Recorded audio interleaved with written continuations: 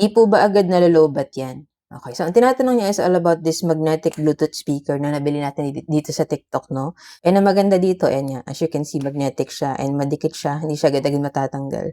If meron kayong mga magnetic cases or magnetic yung phone niyo, 'no, puwede niyo siya idikit sa likod. Aside sa pagiging speaker niya, 'no, siyempre puwede niyo rin siyang gamitin na parang alternative na stand, 'yan. Kasi nakadikit siya sa likod ng phone, so puwede nating itayo yung phone na pa ganyan as well as pa ganyan, 'di ba? Hindi ka na mangangawit. Meron ka ng speaker, meron ka pang phone stand. And then meron na rin siya ditong RGB lights. So, 'pag madilim, ganda siyang tingnan. Nagpapalit-palit siya ng kulay. Matagal-tagal po siya malowbat kasi yung kanyang battery life is up to 4 to 6 hours 'pag continuous usage. Ako kasi hindi ko naman siya lagi ginagamit. So, ito mga 2 times ko pa lang siya chinarge since nung dumating siya sa'kin. Tapos yung kanyang charging naman is naka Type-C charging port na siya, 'no.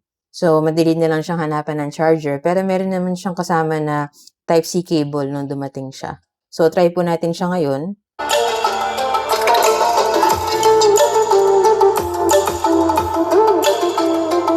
As you can hear po, 'no, malakas naman din yung kanyang sound quality and meron siyang bass, tas clear naman din yung kanyang mga mids and highs. So, maganda 'tong gamitin pang sound trip as well as pangnood ng movies or mga series na pinapanood natin, 'no, para feel na feel mo talaga yung pinapanood mo kapag malakas yung kanyang sound. Kung gusto niyo rin po ng ganitong magnetic Bluetooth speaker, check niyo na lang po diyan sa Yellow Basket, diyan ko nabili yung sa'kin para same quality and legit store din yung mapagbilhan niyo.